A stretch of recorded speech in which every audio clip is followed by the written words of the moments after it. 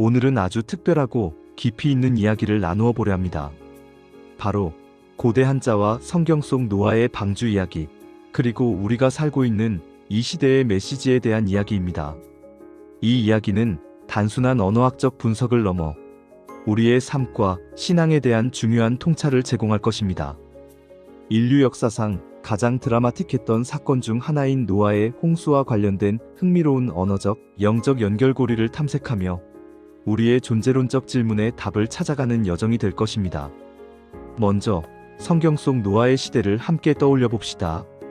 창세기 6장에는 그 시대에 참담했던 상황이 생생하게 기록되어 있습니다.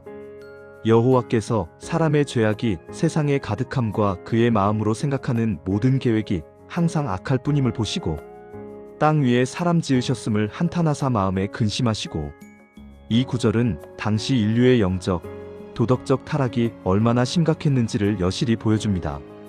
사람들의 마음속에는 오직 악한 생각과 계획만이 가득했으며 그들의 모든 행위는 하나님 보시기에 심히 타락하고 부패했습니다.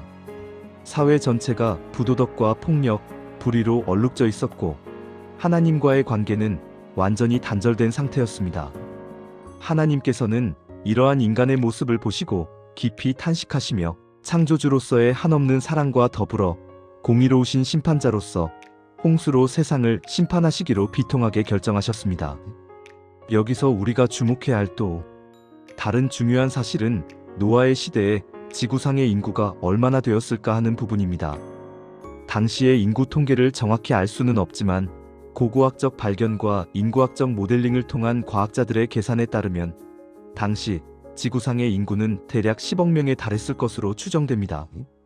이 거대한 인구는 수천 년에 걸친 인류의 번성과 확산을 의미합니다. 그러나 이 엄청난 인구 대다수는 하나님의 심판을 피할 수 없었습니다. 오직 하나님의 은혜를 입은 노아와 그의 아내, 그리고 세 아들과 그들의 아내, 총 8명만이 하나님의 명령에 따라 지어진 방주에 들어가 생명을 보존할 수 있었습니다. 수억 명에 달하는 인류 속에서 오직 8명만이 살아남았다는 사실은 하나님의 심판이 얼마나 준엄하고 철저했으며 동시에 그분의 구원이 얼마나 특별한 은혜와 믿음의 행위를 요구하는 것이었는지를 극명하게 보여주는 장면입니다. 이는 우리에게 구원의 문이 좁고 선택받은 자들이 소수임을 다시금 일깨워줍니다. 그렇다면 이 노아의 홍수 이야기가 우리가 현재 사용하고 있는 한자와 어떤 깊고 놀라운 연관성을 가질 수 있을까요? 바로 배선자에 그 비밀스러운 연결고리가 숨겨져 있다고 주장하는 많은 이들이 있습니다. 배선자를 자세히 들여다보면 그 조형적 아름다움 속에 숨겨진 의미들을 발견할 수 있습니다. 이 글자는 3가지 주요 구성 요소로 이루어져 있습니다. 바로 좌측 변에 위치한 배주와 우측에 나란히 배열된 8, 8 그리고 입구입니다. 배주는 그 형상 자체가 배의 모양을 본뜬 상형 문자로 말 그대로 배나 선박을 의미합니다. 그리고 8, 8은 명백하게 숫자 8을 나타냅니다. 마지막으로 입구는 고대 한자에서 사람이나 생명을 의미하는 것으로 자주 사용되었습니다. 이 세 요소를 조합하여 해석하면 배 안에 8명의 사람이라는 놀랍도록 정확한 의미가 형성됩니다.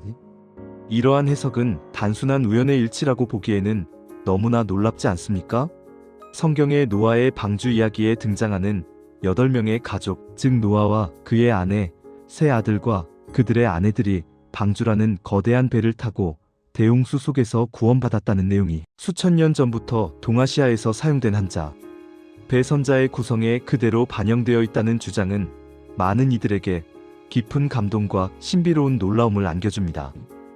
특히 성경을 하나님의 말씀으로 신뢰하는 입장에 있는 사람들에게는 이러한 한자의 구성이 노아의 홍수 사건에 대한 고대 사람들의 기억이나 구전 전승의 언어라는 가장 기본적인 문화적 도구 속에 녹아든 명확한 증거이자 살아있는 역사적 기록이라고 보는 견해가 매우 강력하게 설득력을 얻고 있습니다.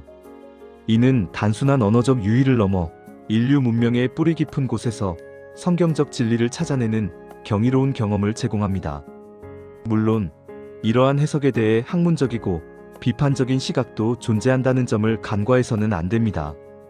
일부 고문자학자나 갑골문 연구가들은 현재 사용되는 한자의 형태만을 바탕으로 이러한 의미를 부여하는 것은 어원학적 오류를 범할 수 있다고 지적합니다. 그들은 갑골문 시대에는 선자가 지금과 같은 형태로 나타나지 않았으며 배주자만으로 배를 표현했다고 주장하기도 합니다. 또한 선자의 우측 부분이 반드시 8팔과 입구의 조합으로만 해석될 수 없으며 다른 부수나 의미를 가질 가능성도 있다는 의견을 제시하기도 합니다. 예를 들어 어떤 학자들은 연 부분이 단순한 발음 요소이거나 다른 의미를 내포할 수 있다고 봅니다. 하지만 이러한 학문적인 논쟁과 엄밀한 어원학적 검증과는 별개로 배 선자가 노아의 방주 이야기와 이토록 강력하게 연결될 수 있다는 발상 자체가 많은 사람들에게 지적인 호기심과 영적인 영감을 주었습니다. 특히 한자에 담긴 창세기의 발견과 같은 책들은 이러한 관점에서 한자를 연구하고 그 속에 담긴 성경적 메시지를 찾아내는데 중요한 학문적, 신학적 기여를 했습니다. 이는 한자라는 고대 문자가 단순히 의미를 전달하는 도구를 넘어 인류의 집단 무의식 속에 새겨진 신앙적 진리를 담고 있을지도 모른다는 가능성을 열어줍니다. 고대 춘추 시대에 이르러 배주자만으로는 그 광범위한 의미를 명확히 전달하기 어려워지자 그 뜻을 더 분명히 하고자 연자를 더하여 배선자를 만들었다는 설도 존재합니다. 이렇듯 한자의 어원은 매우 복잡하고 다층적이며 다양한 시대적 배경과 문화적 맥락 속에서 형성되어 왔기 때문에 하나의 단일한 해석으로 모든 것을 설명하기는 어렵습니다. 하지만 배선자가 노아의 방주 이야기를 암시하는 듯한 조형적 형태를 가지고 있다는 점은 여전히 많은 사람들에게 강력한 영적 메시지와 깊은 울림으로 다가오며 고대 동양 문화와 서양 성경, 문화 간의 신비로운 연결고리를 탐색하게 만드는 흥미로운 단초를 제공합니다. 이제 이러한 노아의 시대와 배선자의 의미심장한 연결고리를 통해 우리가 살고 있는 21세기 이 시대를 냉철하게 돌아봅시다. 놀랍게도 지금 이 시대는 성경에 기록된 노아의 때와 너무나도 흡사합니다. 아니, 어쩌면 더욱 심각한 상황에 처해 있을지도 모릅니다. 사람들은 극심한 물질주의에 빠져 오직 먹고 마시고 사고 팔고 시집가고 장가가는 등 세상적인 일상과 육체적인 쾌락에만 정신없이 몰두하고 있습니다. 끝없는 탐욕과 소비지향적인 삶 속에서 그들은 세상의 포도주에 깊이 취해 마치 영적인 숙면에 빠진 듯한 모습을 보입니다. 육신의 정욕, 안목의 정욕, 그리고 이생의 자랑을 조차 끊임없이 질주하며 창조주 하나님을 완전히 잊어버리거나 아예 부정하며 살아가고 있습니다. 하나님의 존재를 인정하지 않거나 설령 믿는다 할지라도 그분을 자신의 삶의 중심에 두지 않고 오직 자기 욕망과 편의대로 살아가는 모습은 노아의 시대에 만연했던 영적 타락과 도덕적 부패와 너무나도 흡사하여 소름 끼치기까지 합니다. 사회 곳곳에서는 불의와 부정부패가 만연하고 사람들의 마음은 갈수록 강팍해져가며 사랑보다는 미움과 증오가, 화합보다는 분열과 대립이 깊어지고 있습니다. 이는 인류가 다시 한번 영적인 대혼란의 시대로 접어들었음을 경고하는 명백한 신호입니다. 예수님께서는 마태복음 24장에서 자신의 재림에 대해 말씀하시면서 인자가 임하는 날이 노아의 때와 같을 것이라고 분명히 경고하셨습니다. 홍수전에 노아가 방주에 들어가던 날까지 사람들이 먹고 마시고 장가들고 시집가고 있으면서 홍수가 나서 그들을 다 멸하기까지 깨닫지 못하였으니 인자의 임함도 그러하리라. 이 말씀은 우리에게 주어지는 강력한 경고이자 동시에 지금 당장이라도 영적인 잠에서 깨어나 하나님을 향한 믿음의 눈을 뜨라는 준엄한 촉구입니다. 노아의 시대 사람들이 홍수가 시작되기 전까지 자신들의 일상에만 몰두하다가 순식간에 멸망당했던 것처럼 마지막 때를 살아가는 우리도 영적인 징조들을 무시하고 세상 일에만 매몰되어 있다면 예상치 못한 순간에 찾아올 하나님의 심판을 피할 수 없을 것입니다. 지금 우리는 인류 역사의 마지막 장이 펼쳐지고 있는 만물의 마지막이 가까운 때를 살고 있습니다. 지구 곳곳에서 끊임없이 들려오는 전쟁과 분쟁의 소식들, 예측 불가능하고 파괴적인 기후, 변화로 인한 극심한 자연재해들, 전 세계를 휩쓰는 팬데믹과 전염병의 창궐 등은 성경에 예언된 마지막 때의 징조들과 놀랍도록 정확하게 일치하고 있습니다. 이러한 징조들은 단순히 우연히 발생하는 사건들이 아니라 예수님의 재림이 임박했음을 알리는 강력한 나팔 소리와 같습니다. 그러나 안타깝게도 많은 사람들은 여전히 이러한 영적인 징조들을 외면하거나 무시하고 깊은 영적인 잠에 빠져 세상의 유혹과 쾌락에만 몰두하며 살아갑니다. 그들은 눈앞에 펼쳐지는 현실을 보면서도 영적인 의미를 깨닫지 못하고 임박한 심판의 그림자를 인지하지 못합니다. 사랑하는 여러분, 이제 우리는 깊은 영적인 잠에서 깨어나야 합니다. 노아의 8 식구가 하나님의 말씀을 전적으로 믿고 순종하여 방주를 지었고 그 방주에 들어감으로써 대홍수 속에서 구원을 받을 수 있었듯이 우리 또한 예수 그리스도를 향한 흔들리지 않는 믿음을 가지고 그분의 말씀을 따라 겸손하게 살아감으로써 영원한 생명과 구원을 얻을 수 있습니다. 배선자에 담긴 8명의 이야기는 우리에게 구원의 문이 여전히 활짝 열려 있으며 그 문을 통해 모든 사람이 들어갈 수 있음을 상기시켜 줍니다. 그리고 그 구원의 문은 바로 예수 그리스도이십니다. 다른 어떤 길도 어떤 존재도 우리를 구원으로 인도할 수 없습니다. 예수님께서는 요한복음 14장 6절에서 너무나도 명확하고 단호하게 말씀하셨습니다. 내가 곧 길이요 진리요 생명이니 나로 말미암지 않고는 아버지께로 올 자가 없느니라. 이 말씀은 우리의 삶의 방향을 제시하는 나침반과 같습니다.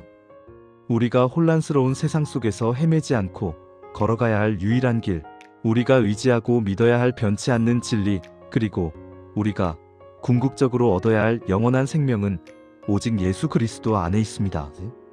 마지막 때를 살아가는 진정한 성도들은 세상적인 욕망과 유혹에 마음을 빼앗기는 대신 오직 예수님의 재림을 간절히 소망하며 깨어 기도해야 합니다.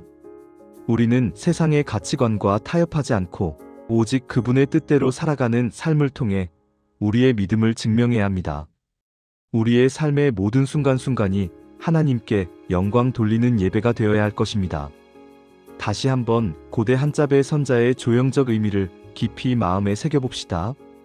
이 한자 안에 담긴 이야기는 단순한 문자적 의미를 넘어 인류 역사를 관통하는 하나님의 위대한 구원 계획을 암시하고 있습니다. 죄악이 관영하던 시대에 하나님께서 노아에게 방주를 만들게 하시고 그 방주를 통해 노아의 가족을 대홍수 속에서 기적적으로 구원하셨듯이 오늘날 죄악이 만연하여 영적으로 혼탁한 이 시대에도 예수 그리스도라는 완벽한 구원의 방주를 예비하시고 그분을 믿는 모든 사람들을 영원한 멸망에서 구원하시고자 합니다. 이 구원의 방주에 올라탈 기회는 지금 우리 각자에게 주어져 있습니다. 이 귀한 기회를 절대 놓쳐서는 안 될 것입니다. 우리는 세상의 덧없는 유혹과 정욕에 흔들리지 말고 우리의 시선을 오직 창조주 하나님께 고정해야 합니다.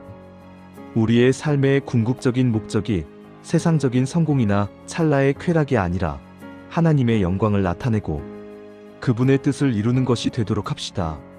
매일매일 성경 말씀을 깊이 묵상하고 쉬지 않고 기도하며 하나님과 친밀한 교제를 나누고 이웃을 내 몸과 같이 사랑하며 섬기는 삶을 통해 우리가 참된 성도로서 예수님의 재림을 겸손하게 기다리고 준비해야 합니다.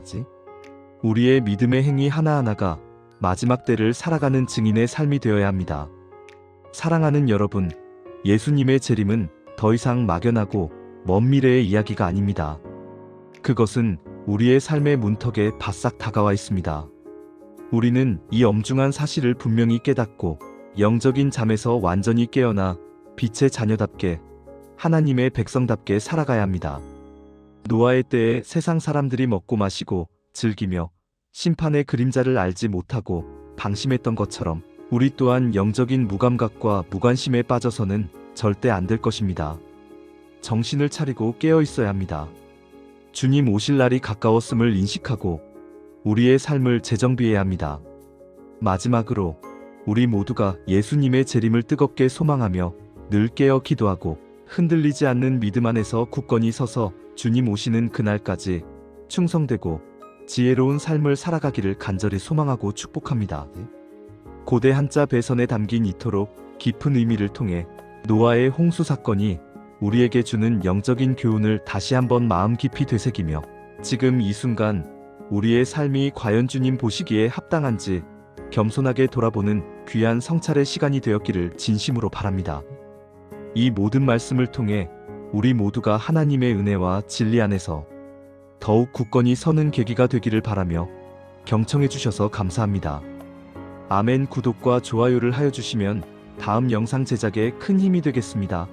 시청자님을 축복합니다.